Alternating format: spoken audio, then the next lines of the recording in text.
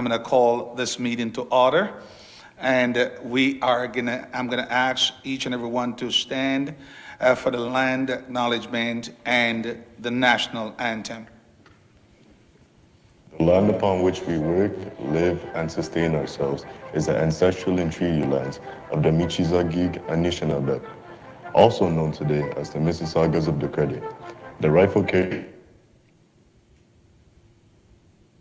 rich pre-contact history and relationships, which include the Anishinaabe and the Ongwe. This land continues to be home to Indigenous and non-Indigenous peoples. As responsible community members, we value the diversity, dignity, and worth of all people. Colonialism displaced and dispossessed Indigenous peoples of their ancestral land and continues to deny their basic human rights, dignities, and freedoms. We are committed to learning true history to reconcile, make reparations, and fulfill our treaty obligations to the original peoples and our collective responsibilities to the land, water, animals, and each other for future generations.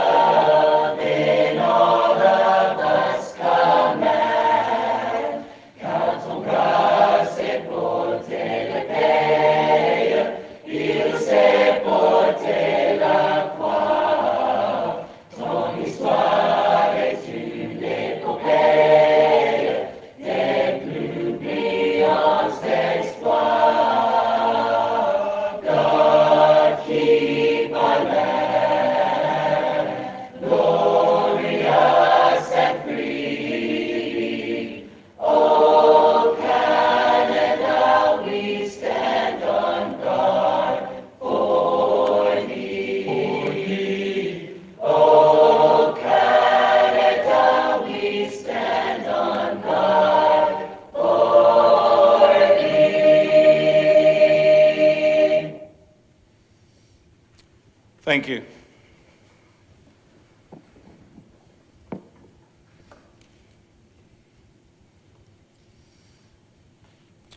And I'm going to move down to item 3, which is approval of tonight's agenda. Can I have a mover and a seconder? Trustee Pamele, Trustee Will-Davy. Thank you very much. Do we have any declaration of conflict of interest tonight from anyone? I'm seeing none. So we are going to move down to item 5, which is celebration of board activities.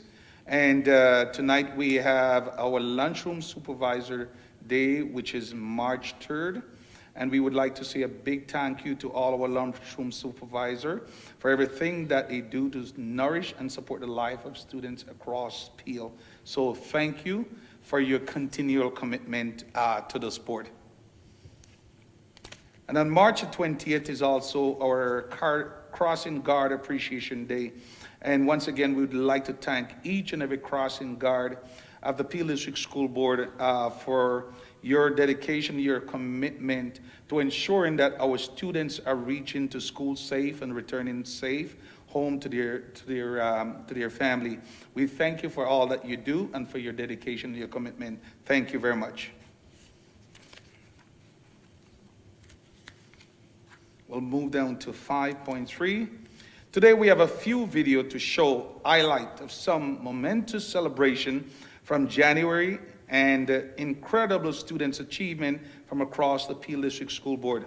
Each video will tell a different story, but what they share in common is a sense of pride, creativity, passion, optimism, combined with a whole lots of ambition, as well as continual working together to build a strong school community and positive future for our students.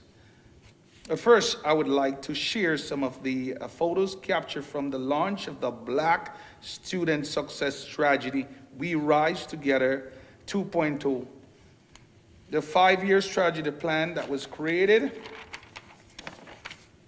in partnership with the community and provide a clear roadmap for the board to ensure that African Black and Afro-Caribbean students achieve and succeed. While the event was an incredible celebration of culture, empowerment, and what can be achieved when we all work together to support our students' success.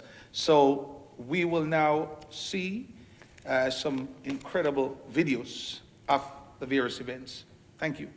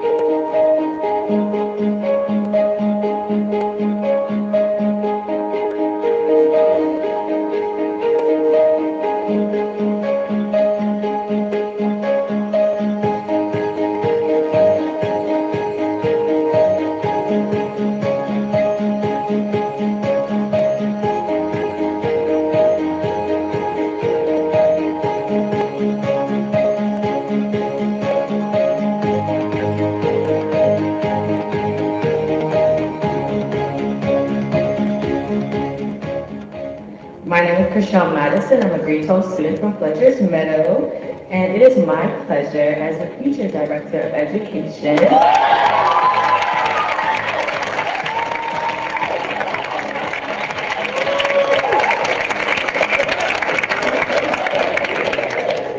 to now welcome our wonderful Director of Education.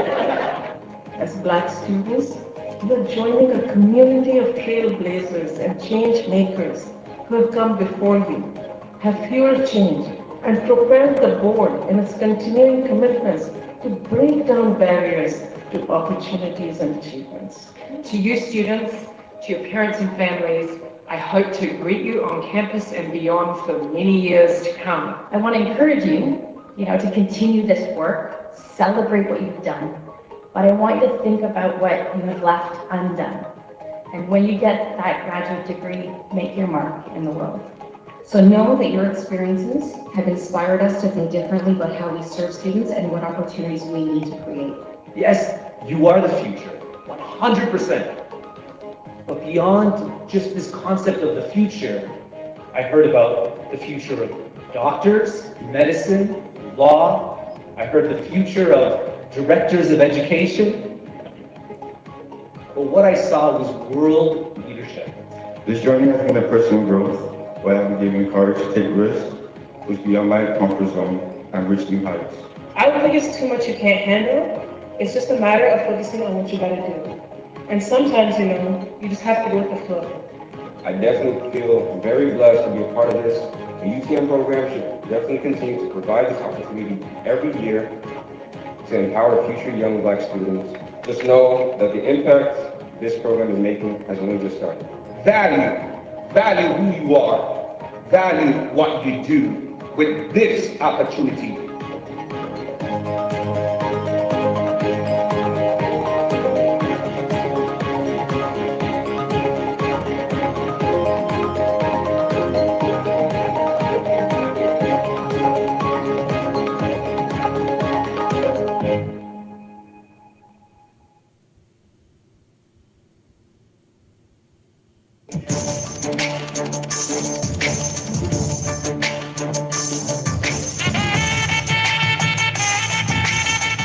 Schools across PDSB celebrated the rich culture of the Tamil community during Tamil Heritage Month in January.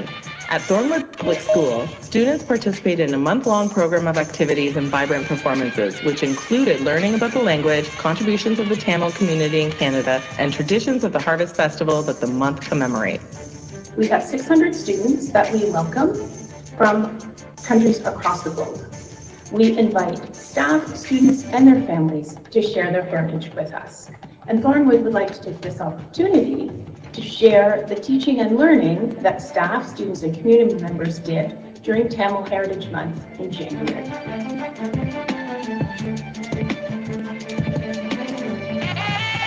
Thornwood has always given importance to being inclusive and has celebrated the diverse heritages of our multicultural community.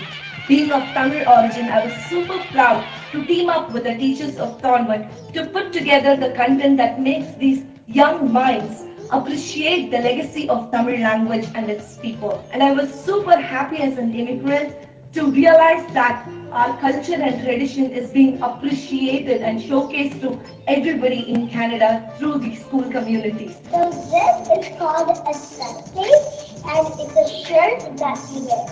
And this is called a vesti, so it's also like something that boys wear, kind of like a skirt. பிடித்து முடித்ததும் அவளால் கூற முடிந்தது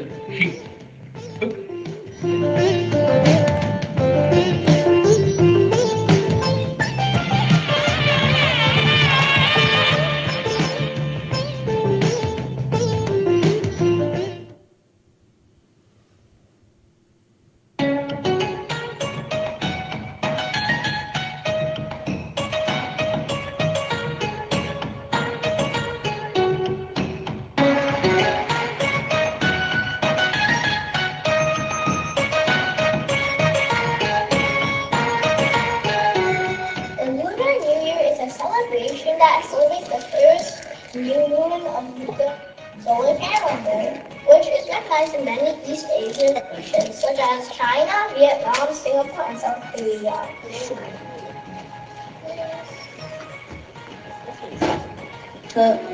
And then once Lunar New Year comes, they took out a little bit of their wheat, then they hope God gives them good luck.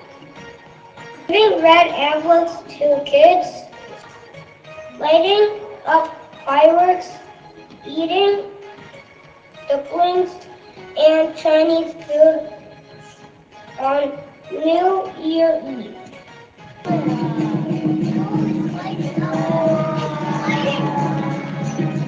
That's amazing.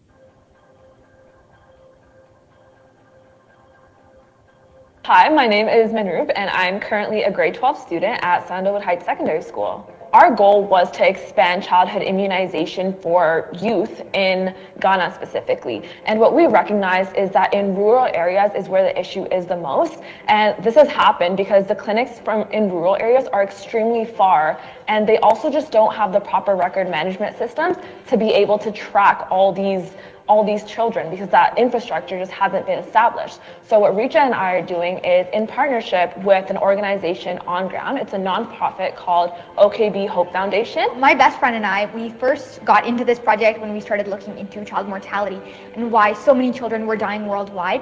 We ended up finding out that a very, very, very large percentage of all of these deaths, they were preventable. And we're like, okay, if we're not seeing this many children dying in North America, why isn't this the case in other places in the world? We were frustrated and we started looking into the problem. We started looking into why this happens, and we kind of did a root cause analysis, so finding the real roots for why the problem exists in the first place.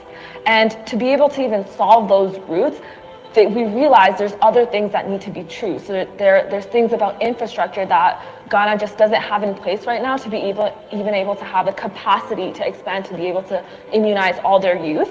So we wanted to focus on building out that infrastructure. So we were looking at electronic health records, and one of my mentors made a connection with Osei Boateng, who was the founder of OKB Hope, and originally the connection was just to go to Ghana, do some volunteering, and eventually, as I was talking to him, we recognized that he ran mobile clinics. So it was a very out of the spur connection, and we're like, oh my God, we're working on the same problem here.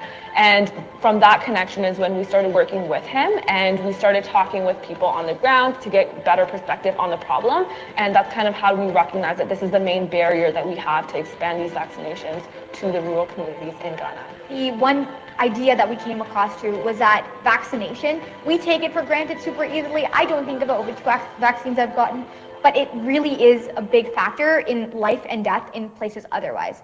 And so we're like, okay, great, COVID vaccines, we're hearing all of this stuff. How do we accelerate childhood immunization? And so we did a lot of research, talked to a lot of experts, got in a lot of calls at untimely time zones. It was a whole journey. But the one piece that we identified was, and something we didn't originally think about, was record management. I think about my yellow card immunization management, and I'm like, okay, whatever. But that plays actually a really big role in healthcare worldwide. And so we identified that this was an issue, and we actually got partnered up. So we're working with Osei Boateng, who runs the foundation, and they essentially run mobile clinics on ground in specifically 18 rural communities. And we're working with him to build a system to track and digitize patient record management systems and actual patient records, so that they have the infrastructure to expand to vaccines, to get these vaccines into rural areas as well. And so what we're ending up doing, and right now it's actually piloting, is that we built a project that uses NFC chips. And it's basically the same technology that you have in a credit card.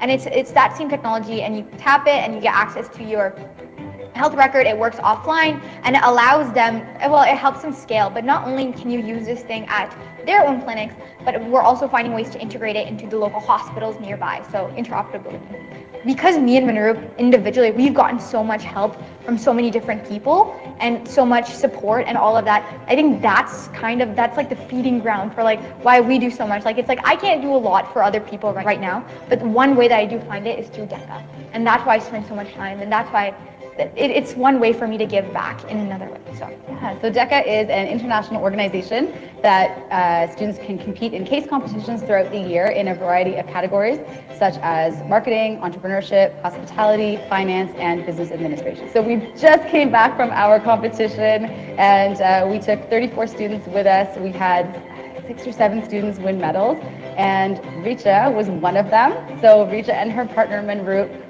actually placed in the top 10 overall for all of Ontario in their category, which was not surprising in the least, because we knew she was going to do so well, but it was really, really exciting, to hear those names called and see them walk across that stage. It's a little bit separate from this whole science technology world, but I think one of the things that also we learned through this vaccine project is like, just because you have the technology doesn't mean it's actually going to solve the problem. Like being able to make to effectively cure the disease or do that part, that's only one part of it. The other part of it is actually implementation. And a lot of the times, if you're looking at the other side of the world, the reason for why there's such a big inequality is because of this implementation gap. But I think one of the best parts about Richa is how enthusiastic and how supportive she is to our junior members especially. She's been working alongside a lot of them very closely to train them for the competitions.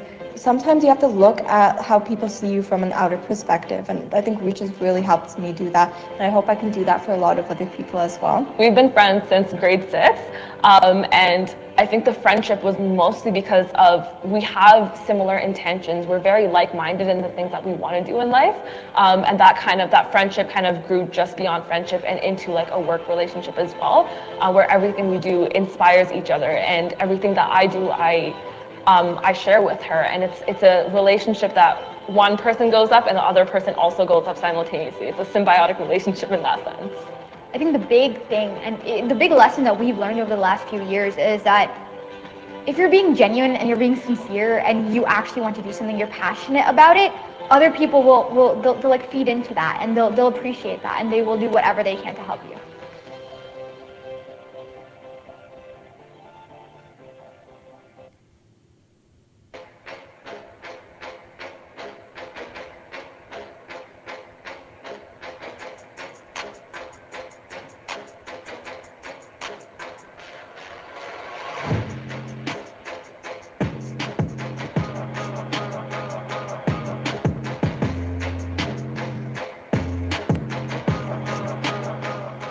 At the start of the year, a teacher came to me and asked me, would you like to start like Black Boys Association Club for all the black people in the school you guys can connect? I think it was Miss Two at the time. She had asked me to join the club, and I was like, sure, I'll give it a shot, and I am here today.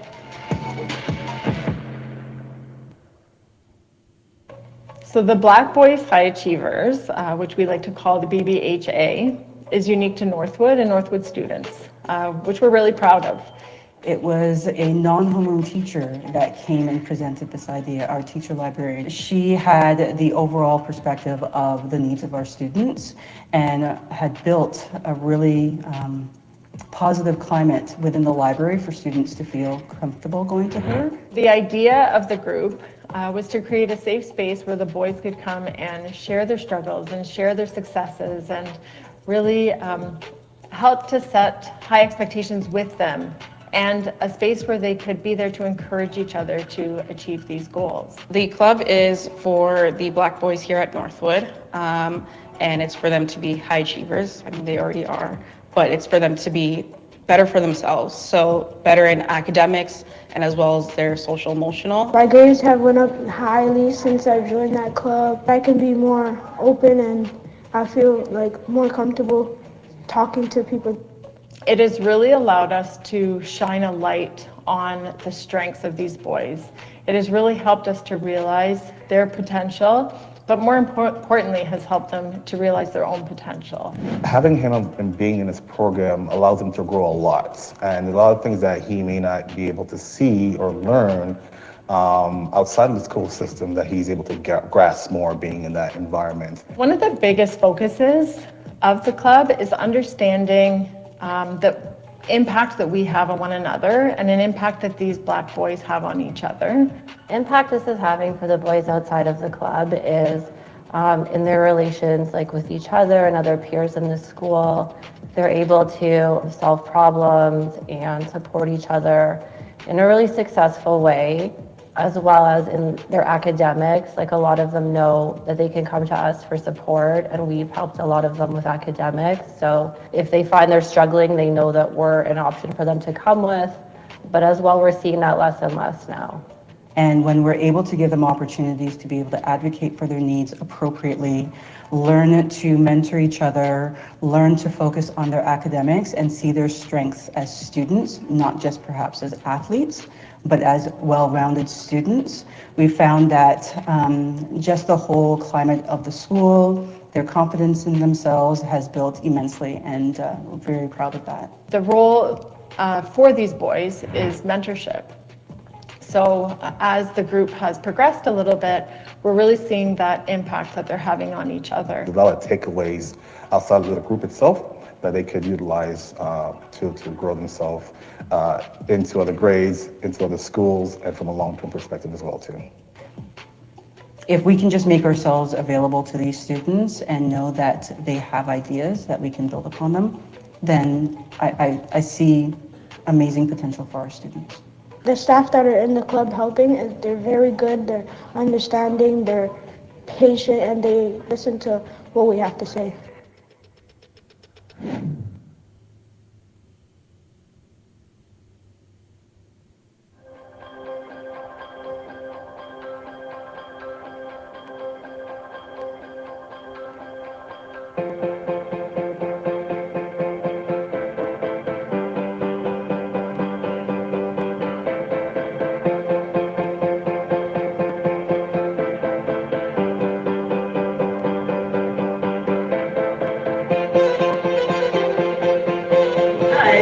Somebody special in this room is going to get an Akuma Award. And what an Akuma Award essentially is from the African Canadian Philanthropist Initiative. And this special person is Ms. Aldo.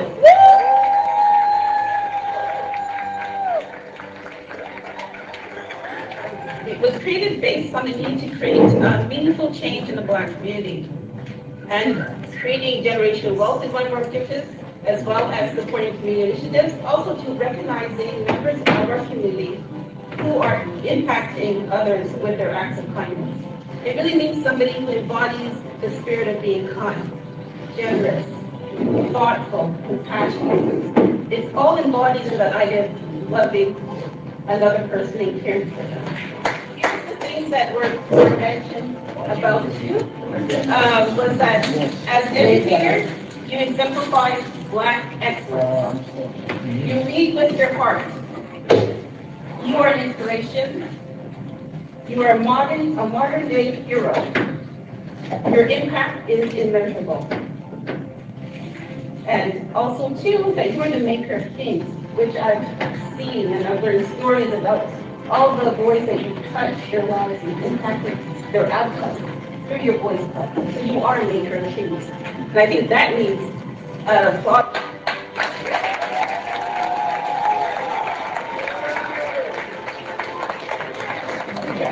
And the origin of the word Akuma comes from the Ashanti tribe, which I'm from, and the Ashanti tribe is Ghana. And Akuma in Tree, which is the language in the Ashanti tribe, is heart. And then I thought that this was so fitting for Miss Caldo because as soon as you meet her, you see her heart. The first time I met her was in an interview, and as soon as I met her, I knew that I was going to click with her because of just the way her personality is. I see her with students, with colleagues, everyone loves Ms. Caldo. They see her heart, and I thought that this award was just fitting for her because Ms. Caldo is just the true definition of Black excellence. Yeah.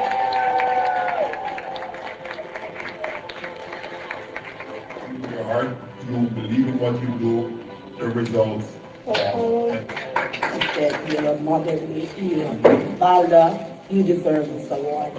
We've known you for like many years, and I guess every single day, there's not like a day that goes by. But honestly, like if I think about like high school, like I don't remember you and what you've done for us. I really appreciate you like hunting us down in the hallway, making us go into Boys Club, even though sometimes we want to do something else. But honestly, it was worth it. So I'm really glad that you put the effort and put the extra mile for us. So thank you.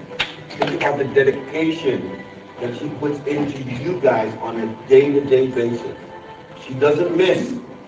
She's always here. You need her, you know where to find her. This right here is success. This is success. This is what I'm talking about, gentlemen. And if you follow this path, and you follow individuals like this, there's no way that you will not reach where you want to go. Trust me. Push yourselves. Push yourselves. Work hard. You will achieve. Believe in yourselves. There are some of you who are here who are already doing well, but there's some of you who are struggling so much. Just need to be here.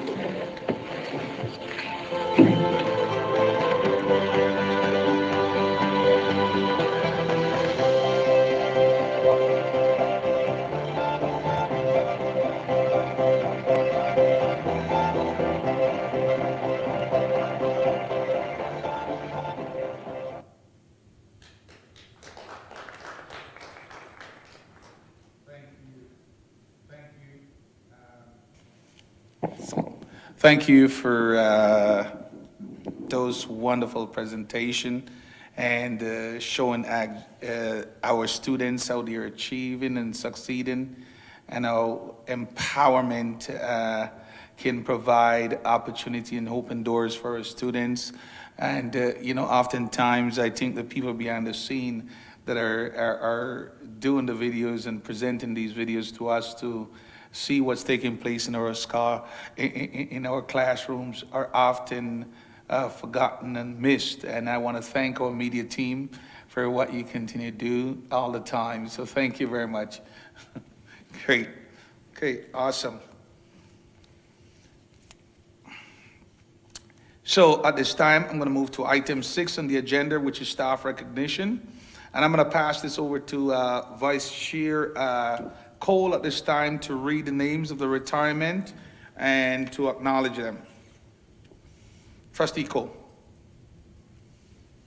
Thanks, Chair. So we have 24 retirees tonight, and they are Karen Allen, Pam Barwell, Suzanne Bernstein, Rita Betro, Liz Cook, Catherine Corrigan, Jose Costa, Sarah Frost Hunter, Joe Gerdisa, Robert Hutchinson, Eve Lake, Vijaya Lavu, Harina Lechier, Jennifer McGraw, Dejeen Moges, Jane Miles, Sanya Oaks, Danielle Roach, John Silva, Jean Storty, Maramima Thomas,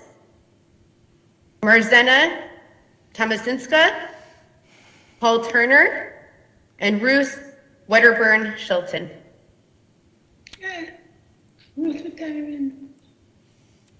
Okay, thank you, Vice Chair Cole, for reading those names. And we want to thank each and every staff for your commitment and your dedication and all you have done over the years. For our students, we wish you the best of luck in your retirement. Thank you. I'll move down to the next item on our agenda this afternoon, which is item 7, which is chair announcement. There is one issue that is on the mind of many of my colleagues tonight, and students, staff, and community. The director and I have several conversations about it, and I thought it would be appropriate tonight to have the director present some remarks and information on this topic. The issue is about safe and caring school and general safety for students and staff. Director Sarup, would you provide some information to... Yes, Sarup today. Okay. Is it Sarup? Eh? That's her name.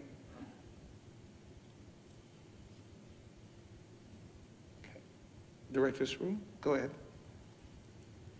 Thank you, Chair Green, and through you, I'd like to present a report on creating safe and caring school environments. The Peel District School Board is committed to fostering teaching and learning environments that are safe, caring, and inclusive. Incidents of school violence and student misbehavior have received a great deal of media attention. And across the province, all school boards are facing challenges with concerning student behavior. Recently, I met with 10 other directors of education from boards across the province to discuss strategies and solutions for addressing violence in schools. We will continue to meet regularly to share the work being done, strategies being used, and to learn from each other and determine effective practices to mitigate violence and ensure a safe learning environment for students and staff. This is an issue in school boards across the province. As a board, we have been developing plans and strategies and taking action on this important issue. In December, we brought a speaker who specializes in trauma and its impact on students and families. Almost 1,000 staff attended to deepen their understanding of the impact of trauma, including the impact of the pandemic on student achievement, academic, and social emotional growth, and to learn to use strategies to respond effectively to their needs. We know that students can focus on their learning when they feel safe, connected, valued, and responsible for their behavior and learning. Policy 48, Safe and Caring Schools, is a comprehensive policy with related procedures to provide tools to school leaders that will contribute to safe learning environments. Recently, all school administrators have received training on Policy 48, and additional procedures are being developed to provide further guidance and direction to effectively respond to incidents and mitigate incidents. These procedures include progressive discipline measures in accordance with legislation and regulation. All schools are required to operationalize a comprehensive bullying prevention and intervention plan. Many incidents have their genesis in ongoing bullying behaviors. Bullying and cyberbullying adversely affects students' well-being and their ability to learn, as well as the school climate, including healthy relationships. Bullying is a serious issue and it is not acceptable in the school, in a school-related activity, or in any other circumstances that will have an impact on the school climate. The Bullying Prevention and Intervention Plan includes training and resources to build staff capacity, student learning and leadership, in addition to communicating and collaborating with parents and school community members in partnership to prevent and address bullying behaviors. All Peel District schools are establishing a diverse, safe, and accepting school team as part of the School Improvement Equity Plan. The team will have at least one teacher, one non-teaching staff member, one community partner, one parent, one student, and the principal. The chair of this team must be a staff member, and the co-chair must be a student, parent, or community partner. The team's responsibilities include fostering an anti-oppressive, anti-racist, anti-colonial, safe, inclusive, and accepting school culture, in part by reviewing and, where necessary, revising and ensuring the implementation of the school's bullying prevention and intervention plan, the school's progressive discipline plan, and the school's code of conduct. We are embedding consent education within our schools from kindergarten to grade 12. A comprehensive plan has been created by the Peel District School Board Consent Culture Team and will help to eliminate sexual harassment and violence in our schools, provide education to staff, students, and families, and support the students in a trauma-informed and anti-oppressive approach. We have also created a restorative justice team.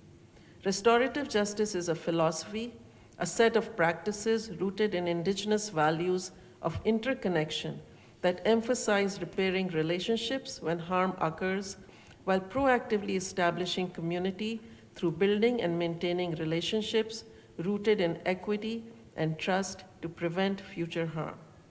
The Restorative Justice team has designed 4 learning modules for all school leaders to be trained in by June. Restorative Justice works proactively to establish structures and routines that students, families, and staff come to know and trust, that work to build positive relationships and school communities. The School Code of Conduct has been revised and updated. Information regarding the School Code of Conduct was incorporated in grade-level assemblies and classrooms at the beginning of February. Information to students clearly outlined expectations for behavior, as well as explaining to them the activities that result in suspension under sections 306 and 310 of the Education Act. These include any activity that is motivated by hate, bias, or prejudice based on race, nationality, or ethnic origin, language, color, religion, sex, age, mental or physical disability, sexual orientation, gender identity to gender expression, or other similar factors. Additionally, students were reminded about the expectations around the dress code, drugs, vaping, weapons, and the use of technology. We are also launching a Safe Schools reporting tool. This tool will allow students and family community members to anonymously report unsafe behavior. The reporting tool will be launched on March 1st and will be rolled out to the entire system. This tool will allow administrators to take immediate action and begin an investigation. While we recognize that the most effective way to contribute to a safe environment is to report unsafe behavior to a trusted adult or administrator, not all students may feel comfortable or safe to do so. This reporting tool is easy to use, anonymous, and confidential. All reports submitted will receive careful consideration with the goal to investigate and respond to incidents being reported, resulting in early intervention and prevention of further incidents of harm. We will be using data collected from the reporting tool to track reports, identify trends, and provide site-specific support where needed.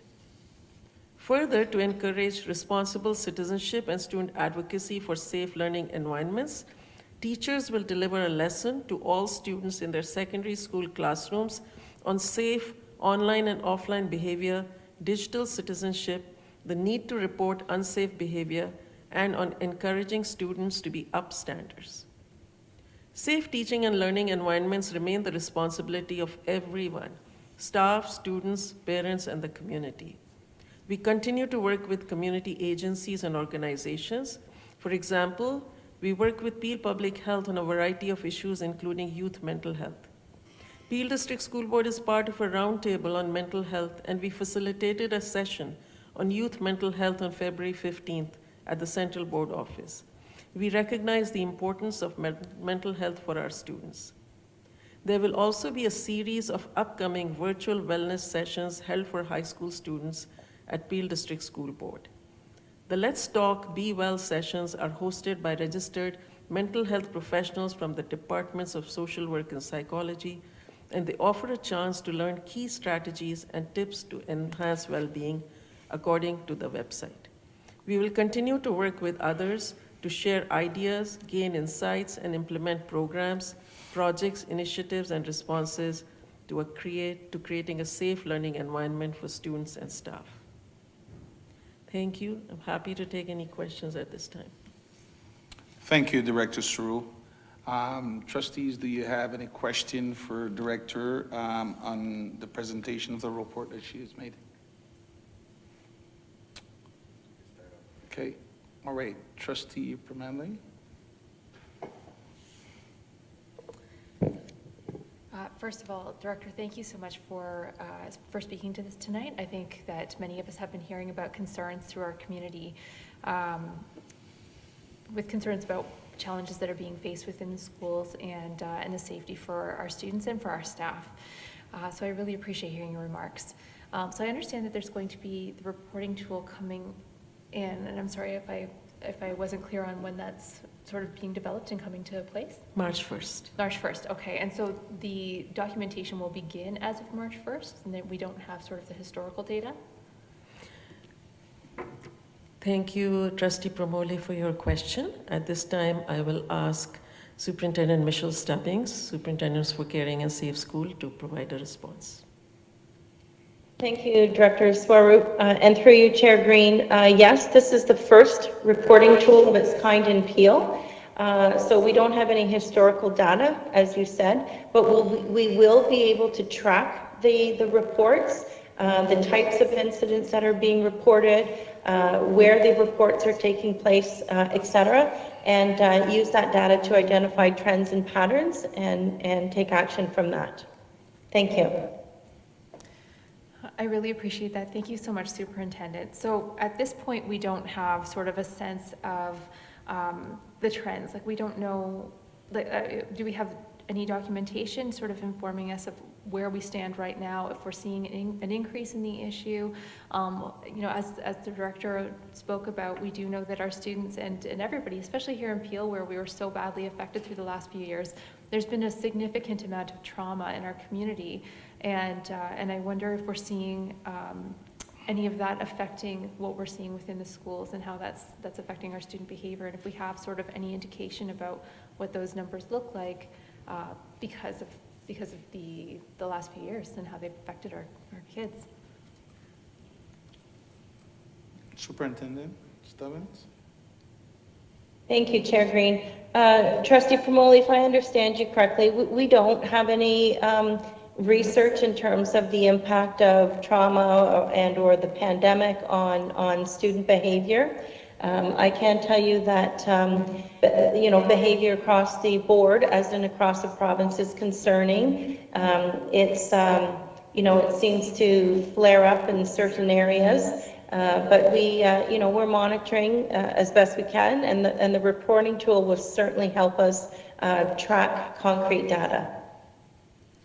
No, okay, that's very helpful. Thank you so much, Superintendent. And I am very glad to hear that this tool is being put into place, because I imagine this has been just a monumental challenge for everyone involved. So thank you for putting that together. I just have one last question on this topic. Something that I'm hearing concerns about from staff, not just within my wards, but across the region.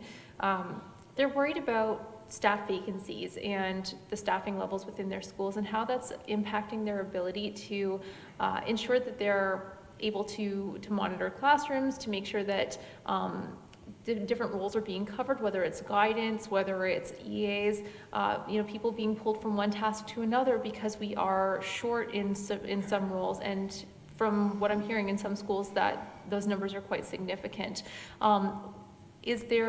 Do we have information on sort of the levels of staffing right across the board and where we're short in different roles and throughout the region, and what we need to do to make sure that we are keeping our school staff to a point where we can ensure that that supervision is there, that the supports are there, so that we're maybe helping to impact that from that aspect also. So I'll step in and I'll just address this one for you, Trustee Pramali, because this has to do with staff matters and info rates and so forth like that. I'm going to ask us to take this offline, and we'll ask you to have a conversation with the director or with the right superintendent that has to deal with that at this point. Because it is an operational matter, and it's not something that yes, we're hearing about it, but it's a matter of operation, and it's not within our purview as trustees. So I'm gonna ask us to take that offline at this time. I don't know if this is the right time to say point of privilege, but I do think that this actually is, it's within our mandate to ensure that we're providing safe schools for all of our students and a high quality of education. If I'm hearing back from schools that they have 10 teachers missing, that they don't have a guidance counselor, they're pulling the guidance counselor to supervise classrooms. Understand that where you're coming from, and yes, we have a right to provide and make sure that we're providing safe schools, but at the same time, there are certain areas that we're crossing over into the questions, and because we're crossing over into certain areas, I'm going to ask that we take that offline at this time.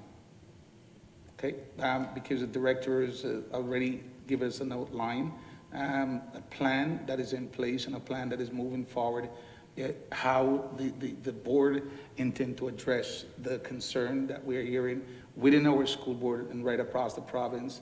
And as she stated in her report that she's working with many directors to address these issues. But in terms of the infill rate, that's a total different piece. And that was not addressed. And I'm not going to debate that. And at this time, I'm going to have to overrule at this time and move to, if you have another question, or move to another trustee. Okay, no, I understand that that we're not going to speak on that matter at this point, but I do think we should be, so All right, thank you. Appreciate that. And thank you for your understanding. Okay, Trustee Alf.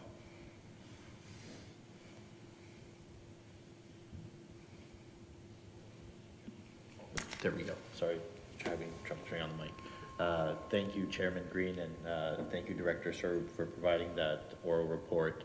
So just a point of clarification, we will be receiving a written report following this meeting on your findings?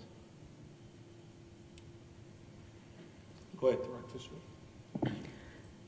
Thank you for your question, Trustee Alves.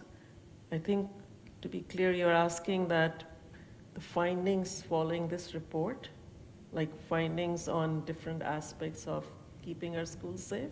Yes. We will always be gathering information and absolutely updating staff and trustees on the work that's being done.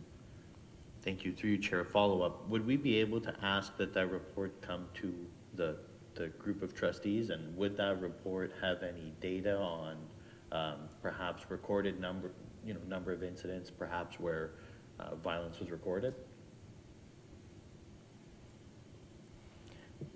I think what I shared in my report were different pieces, like the training pieces, like creating opportunities for learning for staff, for students, assemblies, and absolutely we will be seeing, because we need to see how the impact of this work we are doing, how it's taking place. So we will definitely be working very closely with the Caring and Safe Schools Department on that. So, thank you again, and just for clarity, through you, Chair, just to clarify, could we expect a report on the numbers of the data that would reflect the number of violent incidents that we've had? So we don't have any, Trustee Alf, at this point. Let me just... As stated, we don't have those numbers presently. What, as the director said, will be put in place. There's a system that is presently developed that will be launched on March the 1st that we'll able to track those. Presently, we don't have that. So we cannot provide what we don't have.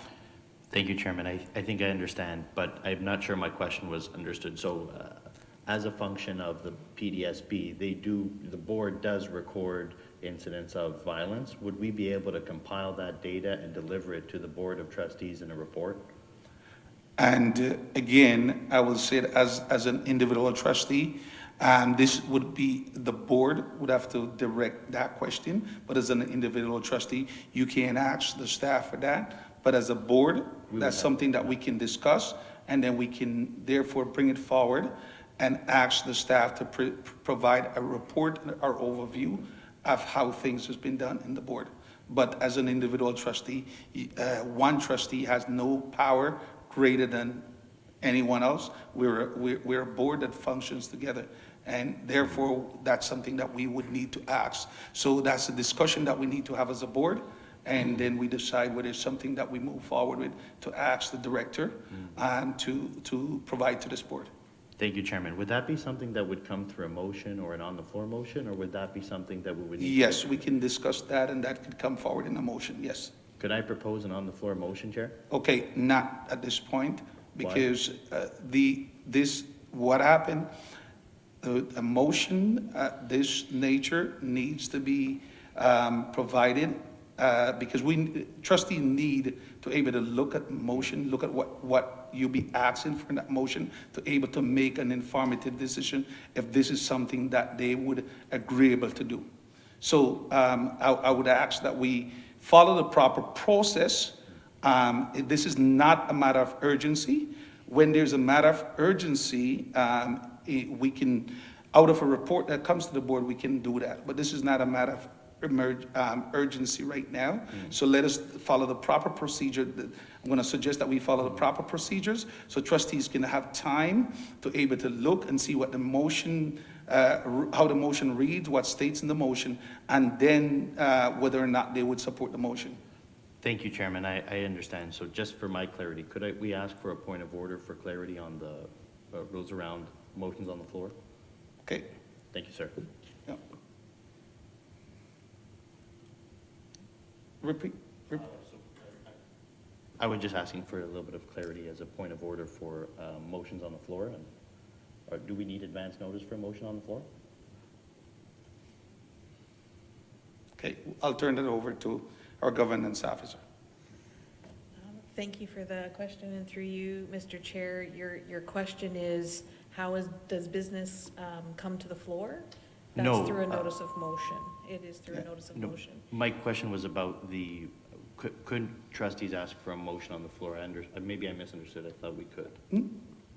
Well, you can if it's already on the agenda as a report that's got either a recommendation or some further information in it. You can bring a motion based on that information, but notices of motion are required for issues that either aren't on the agenda or require a report to come back or, yeah. Thank you. I misunderstood. I had understood that Director Sorope was providing an oral report. Perhaps I misunderstood that? Yeah. Oh, okay. Thanks. Thank you. Any other question? Okay. Trustee Johal, I'll come to you, Trustee.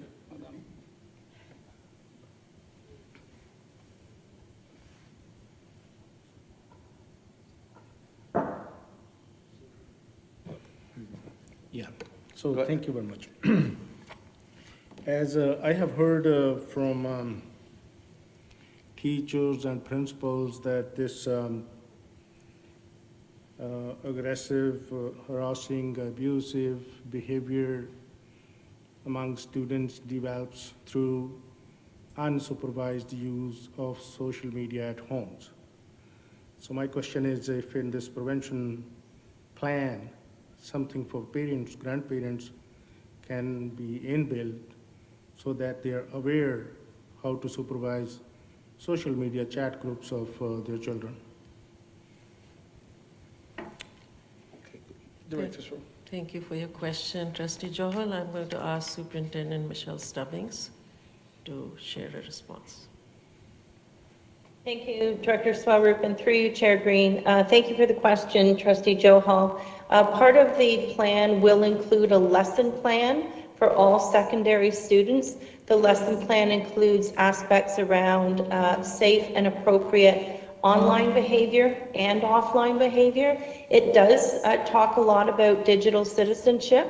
It also talks about the need to report unsafe behavior, not to make unsafe reports. So the tool, the lesson plan, the posters, this is just the beginning of a multi-pronged strategy that my department and other departments are working together to present. So I appreciate your suggestion around helping parents understand social media a little bit better and what their children are involved in.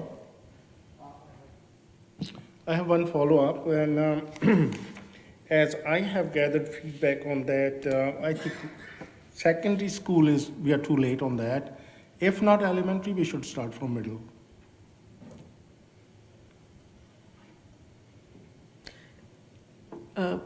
Superintendent Stubbings, I think Trustee Johal is saying that not only secondary schools, but starting from middle schools, and I know you have a plan, so you can share that.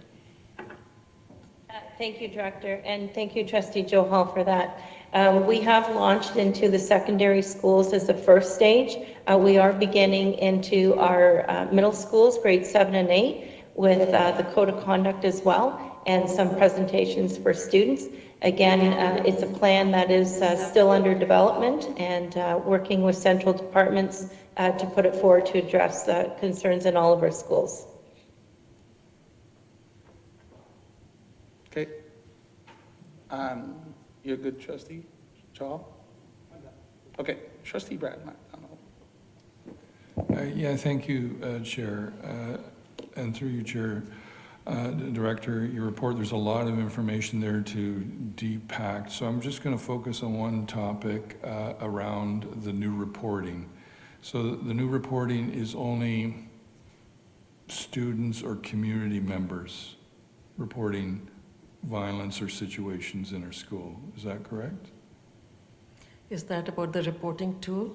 Yes. Okay, Superintendent Stubbings, can you provide detail on that? Thank you, through you, Dr. Swabert, and through you, Chair Green. You are correct. Members, students, parents, and members of the community will be able to access the tool. It will be found on QR codes, and it will also be on board websites, school websites as well. So certainly they can. Staff have a responsibility to report unsafe or concerning behavior directly to the administration, so they do not necessarily need to use that tool. Okay, that leads directly into my second question, so thank you. So we have this anonymous group reporting situations, but you've also indicated we have staff reporting. Are we going to be having those consolidated numbers, as you said, being reported to us? Or being reported? I'll just say first report, and then we'll go into where it goes next. Thank you, Trustee McDonald. If I understand you correctly, we will be able to track the number of reports that are made, the nature of the reports, the schools that are mentioned, and collect some data that way. Well, thank you, and that's what you're talking about, I'll call it the anonymous student, the community member reporting, but you've also indicated the staff are obliged to have, are reporting in a separate system already. Is that what you said? That is correct, Trustee McDonald. Staff, when they see concerning behavior, have a responsibility to report that behavior in writing or orally to a member of the administration. Right, so do we get the composite of those two? Because who knows how much anonymous is going to be done, but we definitely know everything that a staff sees is reported.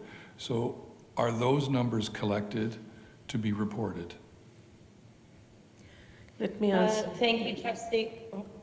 No worries. To your question, Trustee McDonald, once the data is gathered, we have our research department. So they will be looking at ways, as you know, it's just going to be launched. So we need to see how this data is going to be collected and disaggregated. Yeah. We need some time to look into the process for Yeah, that. thank you. And, you know, I've been here around 20 years, and I've never heard so much concern from not just parents and students, but staff. You know, that would be anecdotal evidence, and I don't, you know, being, you know, a scientist, engineer, we don't like anecdotal evidence, we want the true facts. So I'm hearing that you're going to be providing this one reporting tool, but I also heard you also I've been collecting, you know, your staff has been, it's not just started March 1st, it's been collected. I would like, you know, and this is where it comes to a potential emotion, Right. but I would like to know, how is this data going to be reported? Is it on an annual basis to the board? Is it on a monthly basis? I'd just like to understand that clarification before then we entertain any motions that maybe Trustee Alves was talking about earlier. Go ahead. Sorry. Director. At this point, we will make a call based on how the reporting tool is functioning. When it gets launched, the data will be gathered. I cannot say that it'll be monthly or annually, so please give us time to figure that out. Right, and I appreciate your answer. I know it's just starting, but we can't solve the problem if we don't know the extent of the problem. I just would like to offer up a comment, before, you know, that you do have data. Obviously, it's been reported that your staff do have data and collected data. I think you should, you know, be able to go through that. But anyway, I'm not directing you to do it. I'm just saying as a comment, and maybe at some point in time, a motion will come on the floor for that. But thank you very much for all the input you did. Thank you, Trustee McDonald. I do want to say that I can't recall the month in which that data was brought forward, where we were talking about suspension data. But I will, again, as I said, from time to time, we will certainly share information.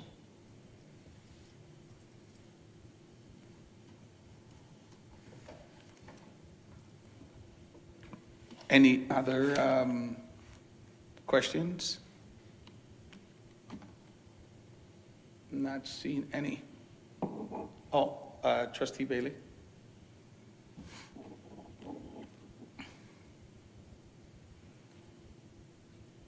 No? Okay, all right, thank you very much.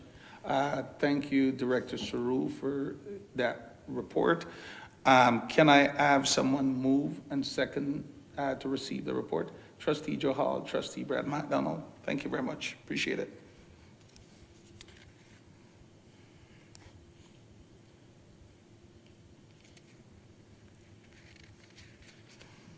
We'll move down to item 8. There is no student trustee report. And number 9, there's no trustee report from that sits an external organization at this time. I'll move down to 10, and 10, there's a number of things to decide on the consent agenda item. And number 10, one is the designation signing officer for the Peel District School Board. There's one matter on the consent agenda. It is the designated signing officer, and the report was circulated in the agenda package.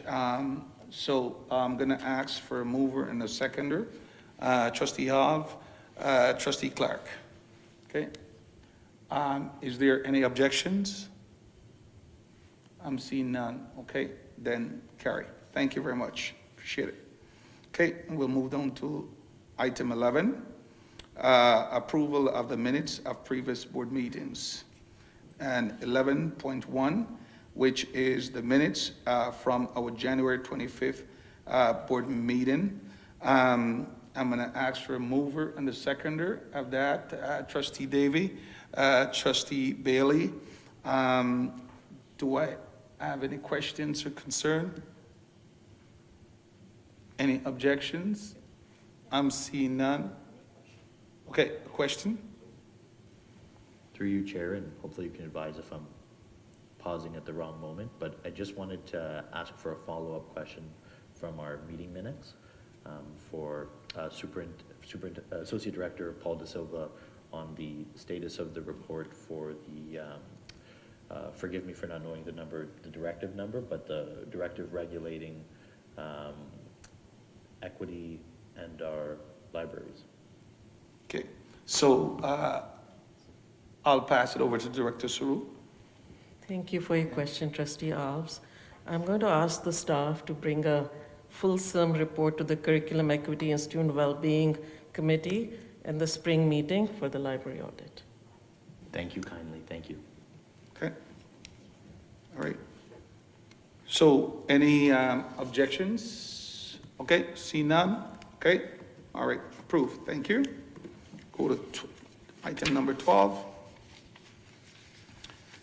And we also have the minutes of the Special Advisory Council meeting from our January 17. They are here. And we also have the Financial Building Committee that was held on February 1st. Both sets of minutes are here to move and second. Can I have a mover and a seconder? Trustee Bailey, Trustee Have. Any objections? See none? Carried. Thank you. Then we are going to move down to item 12.2, which is the minutes from the policy committee for January 18. Next, there are minutes from the governance policy held on January 18. The minutes are here for receipt. There are also two recommendations out of the minutes. But before we move to the recommendation, can we move receipt of the minutes?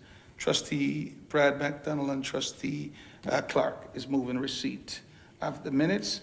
So within the minutes itself, there is two motions to be considered this afternoon. Okay, so let me just...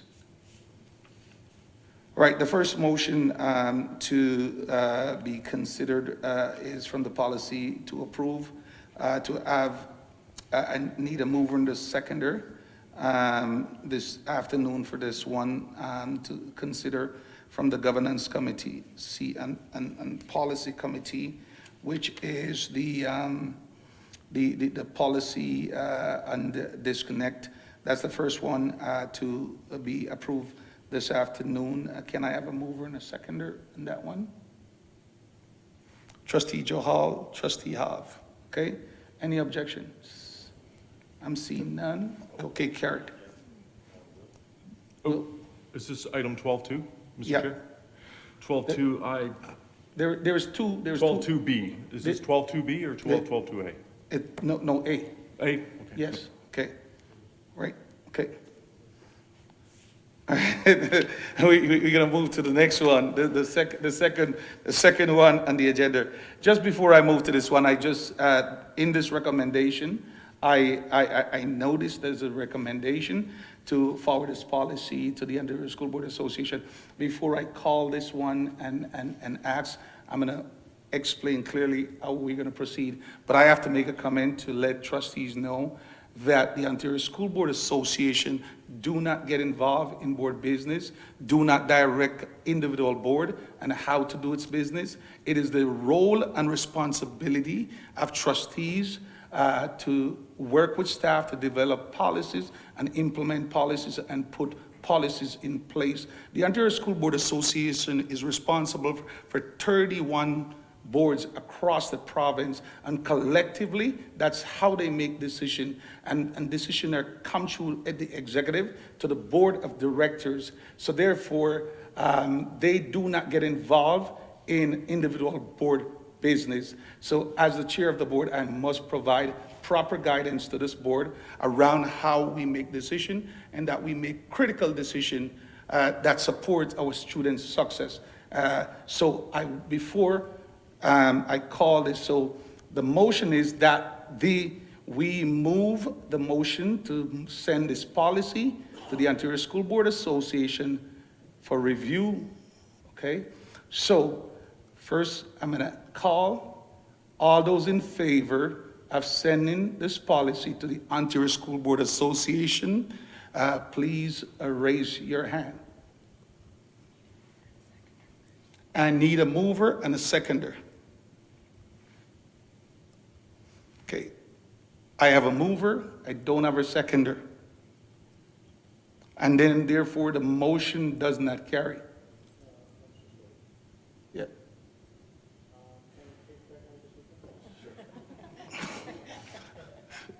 It's too late. Okay. You have no seconder because you have no seconder. The policy, it dies here. So what happened now, trustees, let me explain to the next step what happened. Because this motion dies on the table, it will now go back to the policy committee for any review, and then a recommendation will come back to this board for approval. Okay? All right, so thank you very much. Appreciate that. Okay. Okay. I just, because I know what OPSWA does. Yes. So I think that was a mistake on my behalf. Just, Okay, understand. I kind of figured that out. Okay, all right. We all make mistakes sometime in life. Okay, thank you.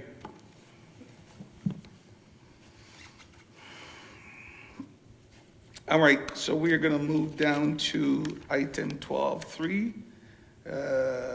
And we already approved that one from February 1st. Yeah, we already approved that. So I'm going to move down to staff report, which is item 13.1, which is ministry directive. There are two directive report. First, we have the report of Directive 22, and I will turn over to Director Suru at this time.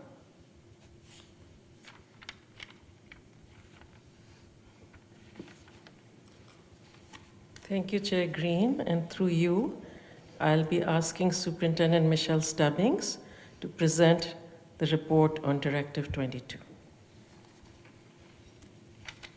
Thank you, Director Swarup, and through you, Chair Green, I'm pleased to share the final report regarding Peel District School Board's work on Directive 22, eliminating racial disparities in suspensions, expulsions, and exclusions. Highlights of this work include to fulfill the requirements under Directive 21, the Safe and Caring Schools Department has been developing and implementing a series of initiatives which aim to reduce racial disparities in student discipline.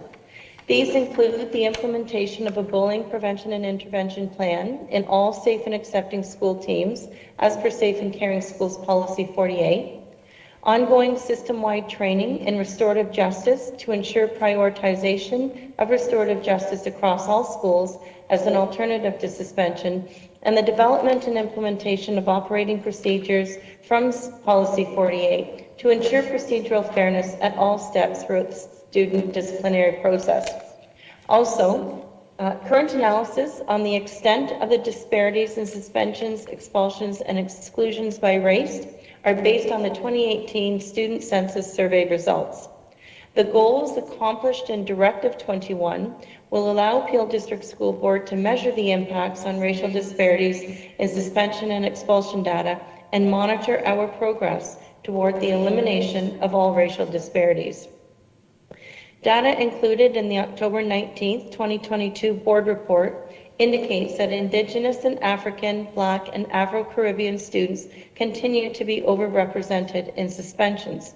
Our current census data, collected in the fall of 2018, provides identity data for about half the students currently receiving suspensions.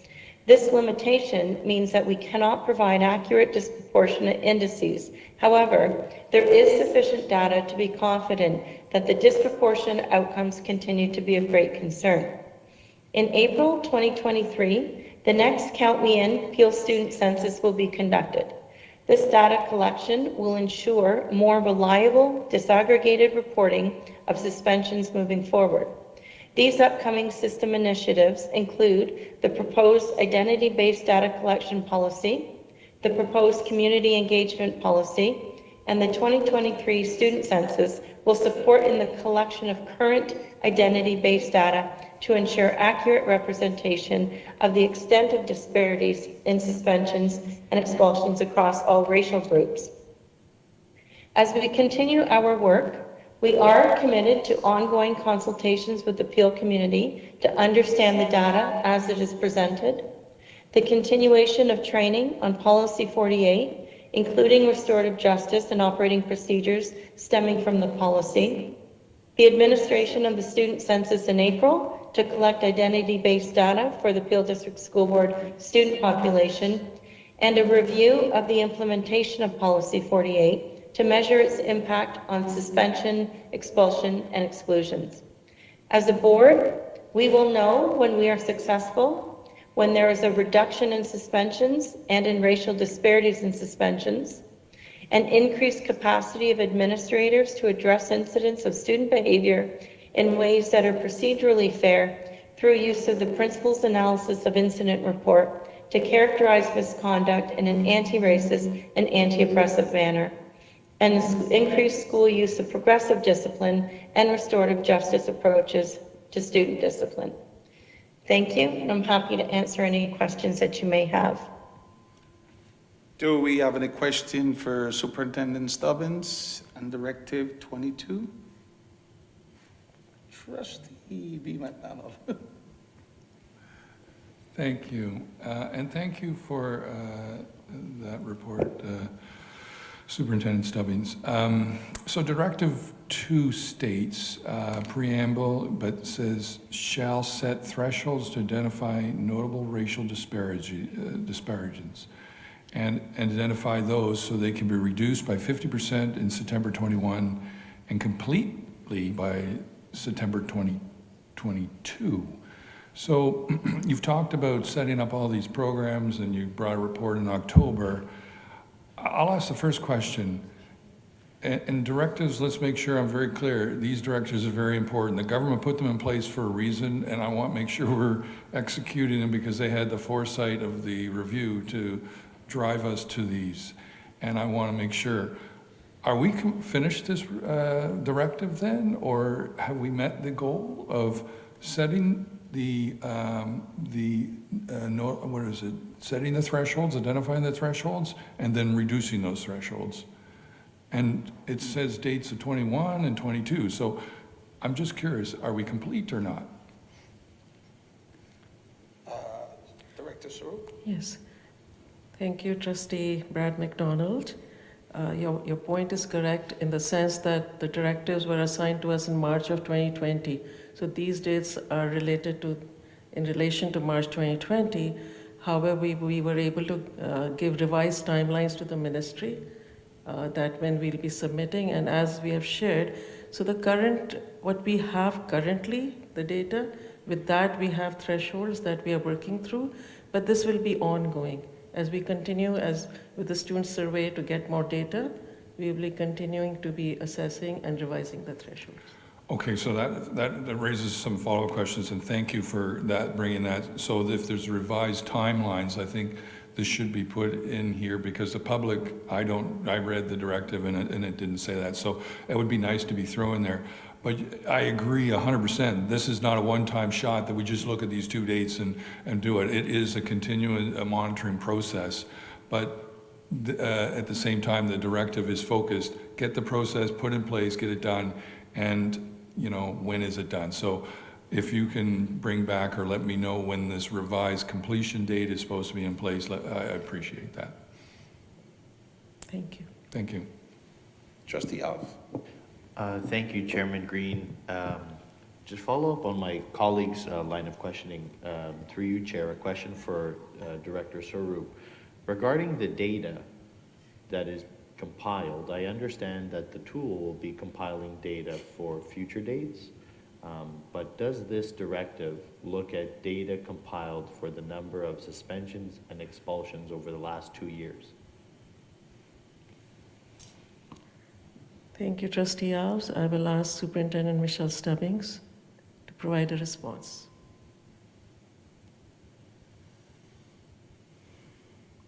Thank you, Trustee Alves. All right, I'm just looking through my notes. It does include data up until the 2021 school year. I think I am correct on that. Director Sarup, I'm wondering if Lynn Hollingshead would be better positioned to answer. I'm not sure that's our research manager. I'm not sure she's online, but there are two different things. This tool is right now for reporting on all the incidents that we are looking at, whereas Directive 22 is identity-based. So it is based on identification, so there's a bit of a different angle, because it's very important to see the disproportionalities and to address them. Thank you very much, Director. Given that the data does exist up until 2021, would the Board of Trustees be able to receive it? I think when we did the previous report, there would have been a provision. Yeah. It would have been provided in a report. Mm-hmm. Yeah. I think so. Yes. It's the October report. Yes, it was. The October report has the number of expulsions and suspensions? It has the disproportionality data. Got it. Okay, I'll review. Thank you very much. Okay, Trustee McDonald, Kay McDonald, see your hands up.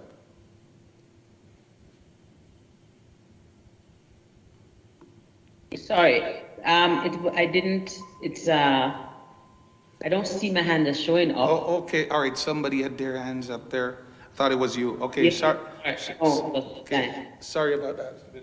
Oh, okay, all right. Okay, Trustee Bailey. This directive speaks to training that is happening up to June 2023. What will be the ongoing training to ensure that new staff that are onboarded are up to date and current? What will that look like? Director? Yes, so the way the training works is the existing staff gets the training, but as soon as we have new staff each year, every staff has to undertake the trainings as they step into their roles.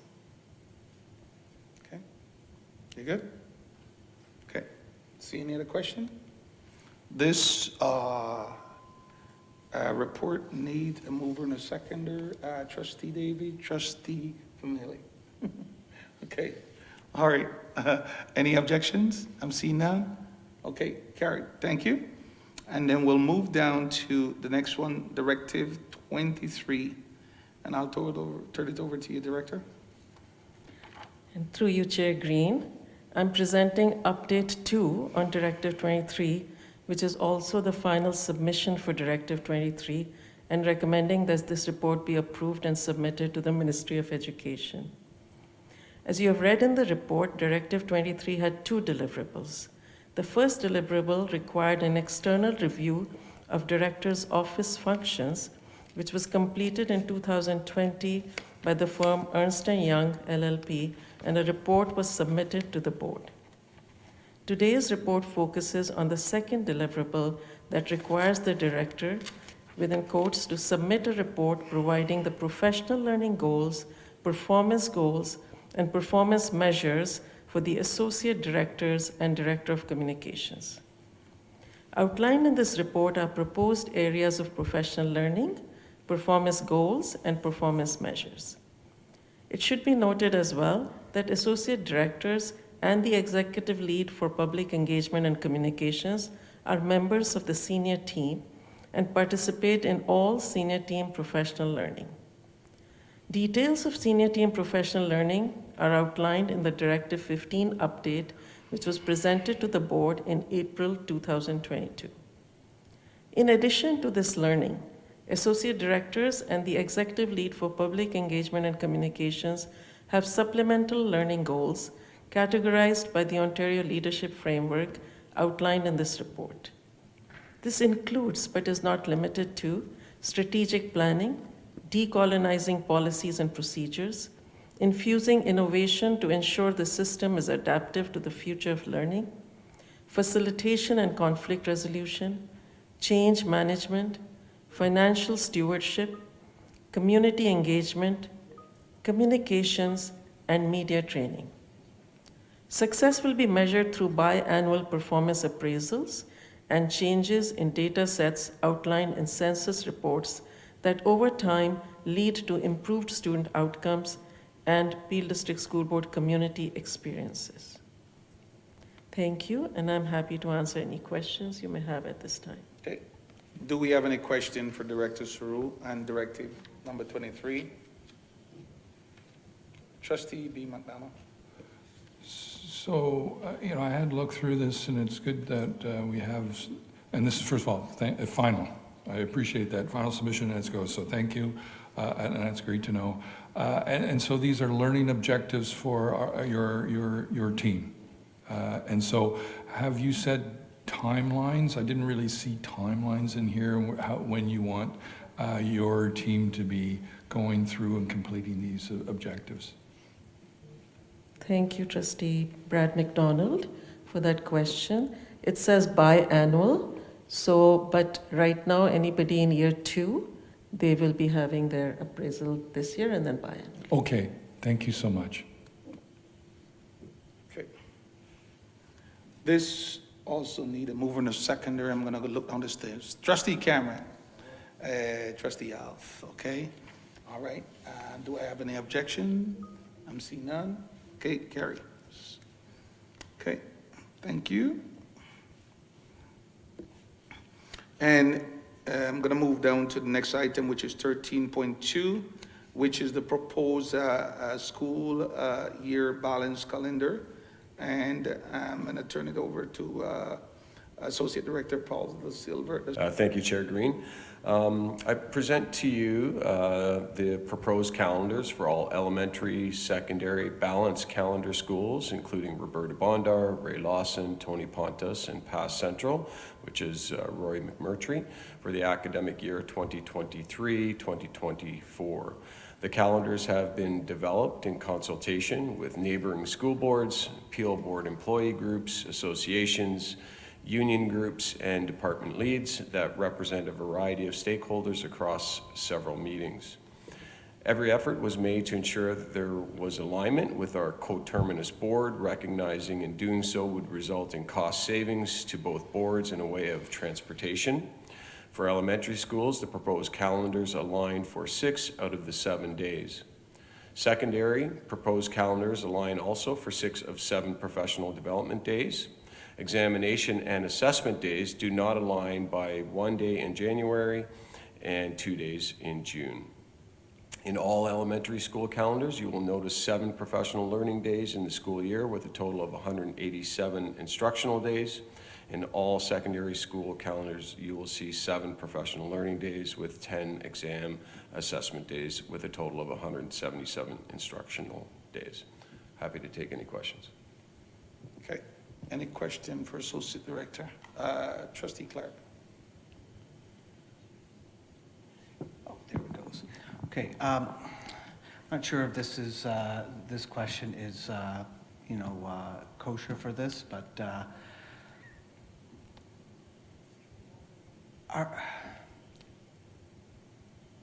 is it possible to expand the balanced calendar to other schools, seeing as the general school year is based on our farming days from 100 years ago? I don't know if there have been any requests for something like that, to expand it to other schools. Sorry, thank you if I'm not being, apologize if I'm not being clear. Okay, so we understand clearly the question you were asking, Trustee Clark, but how does that work is that staff and our planning department normally do a process in that they would gather information from community and the needs for that community, and based on that request, it would come then staff and the planning department would then make a report and a presentation to the board, and the board would have to approve. But there has to be a need within that community for that piece, and that's how that's work. So it's not just we, as a board, we get up and say, okay, I'm going to do that because it is successful over here. We can recommend it, but that's not how it works. Okay, but thank you for the question. Thank you. Okay. Okay, all right. Okay, sure. Sorry, team, I'm managing a migraine, so I apologize. I'll keep this very brief. I'm just curious about the secondary regular calendar. If this is the same for grades 9 through 12, considering that, and I know we have a report coming about grade 9 and 10 exams, if the days stay the same, including the exam days for grade 9 and 10 students who no longer have exams, because I have heard from a lot of parents this year who are wondering what those days are for their students because they're just finding them at home. So I'm just curious if there's a plan for that for the future.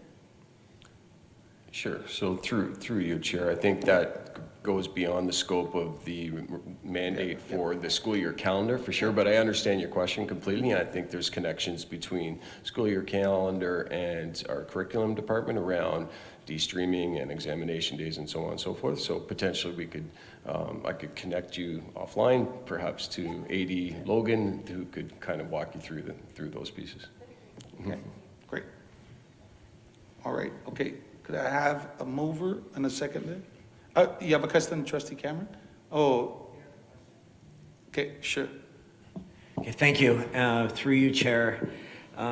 If I could just make a comment about the balanced calendar. Typically, though, because I have one in my community and it's incredibly popular, and I have heard from people in Mississauga who want to know why there are two of this model in Brampton, one in Caledon, and none in Mississauga. Typically, you can initiate this school model without a new school building, and that's because these schools are air conditioned, understanding that those children start and teachers start back at school the 1st of August. So the month of August, they're inside, it's hot. And so there are a number of conditions, but I would just also suggest that a good idea would be to come to PP&B like you did or PPFB, as you did last meeting, and we could help you understand how that whole model works.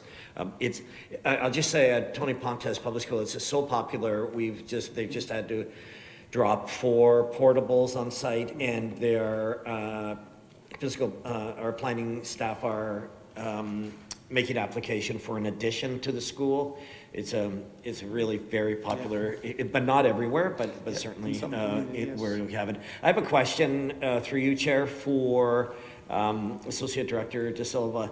One, I really appreciate seeing these dates now, because in my community, I certainly get lots of questions about, we want to organize our summer holidays, regardless of what model those families are in, now. Can you tell us what those holidays are? So this is very timely, and I really appreciate that. So my question is, through you, Chair, are these calendars required to be published by a certain date relative to the ministry dictate? That's the question, sir. Yeah, thanks for, through you, Chair Green, they are, and all of the calendars, regardless of whether they are regular calendars or modified calendars, need to be submitted to the ministry by March 1st. Right. Any other question? I'm not seeing any. So Trustee Clark and Trustee Cameron is moving and seconded for me. Okay, any objections? Thank you. Thank you for that report, AD De Silva. And I'm going to move to the next report on discipline vacancy. And I'm going to turn it over to Director Swoop. Yes, through you, Chair Green, I'm going to ask General Counsel Catherine Lockyer to present this report. Thank you, and through you, Mr. Chair. The Education Act authorizes a board to appoint a committee of at least 3 members of the board to exercise and perform legislative powers and duties related to suspensions and expulsions. The Education Act further authorizes the board to set its own terms of reference for its committees. The governance directives of the Peel District School Board currently set out that the composition of the Board Discipline Committee shall be 3 members and 2 alternates. The members are appointed for a 1-year term. The Education Act also sets out the requirements for a discipline committee and timelines within which hearings must be held. Due to the frequency of required meetings, they are scheduled for every Monday throughout the school year, and the number of hearings and the requirement to be held within the legislative framework such that there may be multiple different expulsions or suspension hearings held during a single meeting, there has been difficulty in achieving and maintaining quorum for discipline committee meetings. Further, due to a resignation from the committee of Trustee Clark, there is a current vacancy on the Discipline Committee. The Peel District School Board Procedure Bylaw authorizes the board to fill a committee vacancy. The procedure bylaw authorizes the Board of Trustees to appoint members to committees to fill vacancies as required. Given the resignation, plus the ongoing challenge of achieving quorum and the current number of trustees appointed to the committee, the Discipline Committee composition is not sufficient. It is recommended that the composition of the Discipline Committee be updated such that there are 3 members appointed to the Discipline Committee, as well as 2 alternates, and further, that if a member of the Discipline Committee or an alternate member of the Discipline Committee is unable to attend a committee meeting, the member may designate any other board member to attend such Discipline Committee meeting. This could be any other member of the Board of Trustees. The member so designated should be deemed to be a member of the Discipline Committee for the designated meeting and may vote at the meeting. This amendment will create a greater opportunity for quorum to be achieved for Board Discipline Committee hearings and for the hearings to be held within legislative requirements. The committee governance directive would be updated to reflect the recommended change. Also, the frequency of the Discipline Committee meetings and the timing of the meetings establish a greater onus and commitment on the members of the Discipline Committee than are expected for the membership of other standing and statutory committees. Given the increase in commitment of time, it is further recommended that the members who attend a Discipline Committee meeting be eligible to receive a $50 per meeting attendance allowance. This payment would be per meeting, not per hearing, such that the allowance would be up to half a day meeting attendance. During a Discipline Committee meeting, there could be multiple individual student discipline hearings, but the attendance would be for all of those hearings that are held within the same half-day or less time frame. The trustee expense policy would require updating to provide for this meeting attendance honorarium. Thank you for your consideration of the recommendation, and I'm happy to address questions to fill the vacancy, to include all of the members of the trustee as alternates, and to update the expense policy for the $50 honorarium. Okay, thank you for this presentation, Council Locklear. Do I have before I even ask for a mover and second, do we have any question? Okay, I think the recommendation is clear. So could we have a mover and a seconder? Trustee Cameron and Trustee Alv. Any objections? I'm seeing none. Carried. So the motion carries. Thank you. Is there an opportunity to appoint a trustee to fill the vacancy? Okay. So Trustee Davy is raising his hand. That he's willing. A mover and a seconder. So we would need a mover and a seconder. I'm seeing Trustee Brad McDonald and Trustee Joe Hall. Okay, all right, great. Thank you very much for that. Okay. So I'll leave that into your capable hand. So you take care of that, and then we'll have a distribution because it's good for trustees to know who is on what committee. So a redistribution to trustees. Thank you. Okay, all right, so the next item is on the agenda tonight is our, yes, Trustee. Sorry, I just have a comment.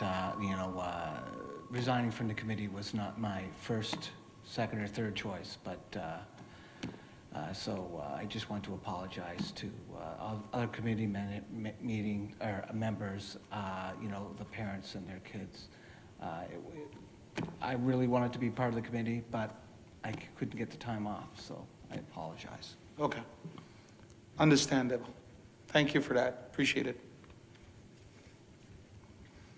Okay, so the next report is on the agenda tonight is our multi-year strategic plan, and I will present an overview of this report. Trustees. Section 169-1 of the Education Act require that every board develop a multi-year plan. The previous existing multi-year plan of the Peel District School Board expired in 2021. While the board has been under supervision, the ministry directive have been guiding the work of the board. As supervision has lifted, the board need to put a multi-year strategic plan in place. A process is required to develop the multi-year strategic plan. This report will outline the process that will be followed to develop that strategic plan. Holistically, multi-year plans have been established for a period of 4 or 5 years. This has sometimes resulted in work that has begun, stopping, and restarting or discontinuing.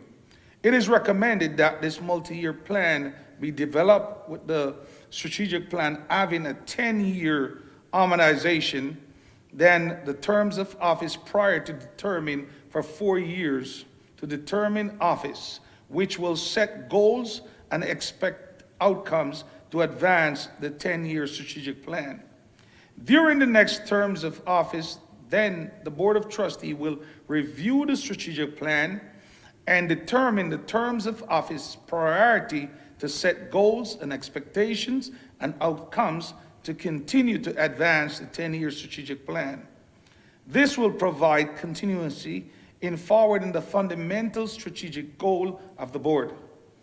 However, the timeline does not prevent regular review of the 10-year strategic plan or the terms of office priorities.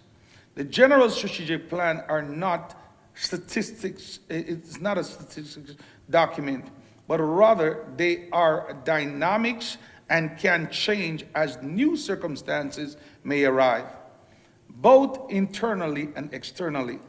The opportunity to review will be provided each time a report is presented from the director and the progress of the terms of office and its priorities. It will be the expectation that there will be at least an annual reporting on the terms of office priority, which may provide any recommendation to amend the strategic plan or terms of office. The developing of the strategic plan and the terms of office priorities will include meeting with trustee for input. There will also be consultation with parents, guardians, students, staff, union and federations, Parents Involvement Committee, Special Ed Advisory Committee, Indigenous Education Advisory Council, We Rise Together Alliance Advisory Council, and other that may deem appropriate. There will then be a further consultation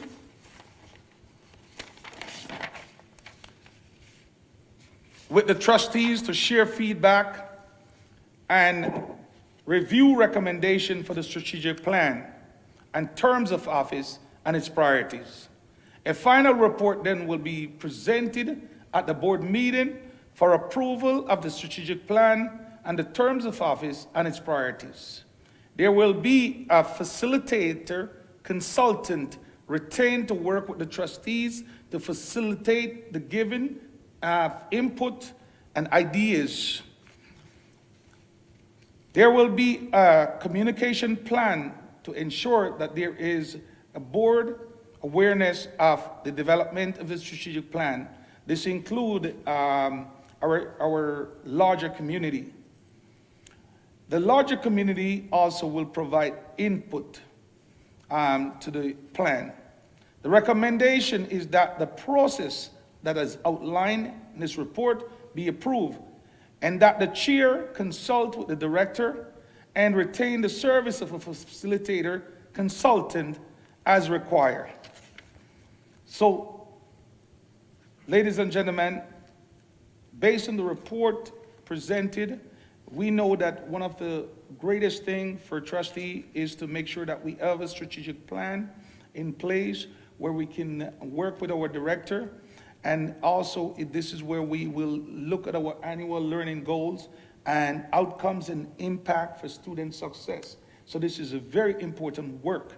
And seeing that we do not have one in place, it is so important that we move forward with starting the process.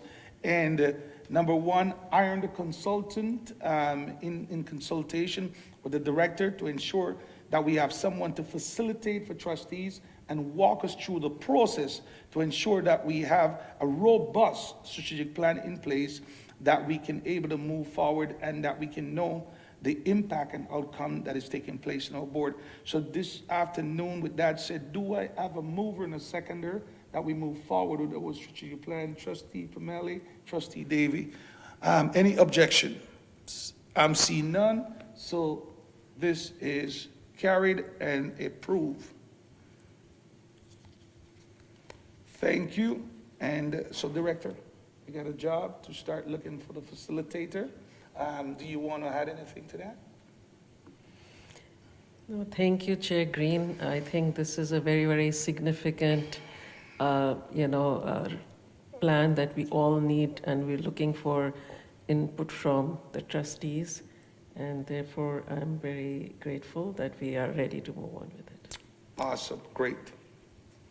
All right, so we'll then, once that facilitator is been hired, then we'll come back to the trustees and we'll have a timeline set up and how the process itself will move forward to get this work done. Certainly. Okay, great. All right, thank you very much. Right, so I'm going to move down to item 14 and our agenda tonight, which is trustee motion for consideration from previous meeting, and we do not have none tonight. And trustee notice of motion, we don't have any, and the agenda. And that take us down to Stan, Mr. Cameron, favorite part of the evening. Adjournment. Trustee Cameron, Trustee B. McDonald. Okay, do I have any objections? I'm seeing none. Okay, carried. So this meeting is adjourned. Thank you for your patience. It's been a long evening. Please drive home safe. Thank you.